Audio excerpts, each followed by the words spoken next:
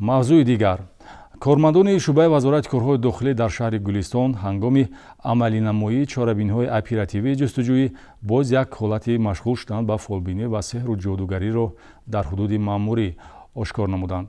шаҳрванд Шамсинисо Раҳмоноваи 49 сола сокини шаҳри мазкур бо чунин кирдори зидди ҳуқуқӣ даст зада бар ивази маблағи пулӣ ба хондани дуо барои кушоиши кор, бахткушоӣ, гарму хунук кардани муносибати оиладорӣ, киносила ва ба ин монанд чорасозиҳои марбут ба сарнавишту тақдир машғул гардида бо ин кирдораш талаботҳои моддаи 482 кодекси ҳуқуқ вайронкунии маъмурии ҷумҳурии Тоҷикистонро вайрон кардааст. шумо худатон ба фолбину сеҳргар эътимоду боварӣ доред? Не.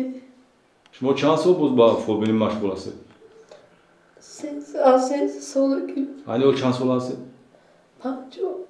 ҳуқуқ вайронкунанда бо истифода аз ашёҳои маишӣ ва дуохонӣ ҳаракатҳояшро анҷом медод ва тавре нишондод медиҳад аз синни 13-солагӣ инҷониб қобилияти фолбиниро доро буда ба муроҷиаткунандагон хизматрасонӣ мекунад.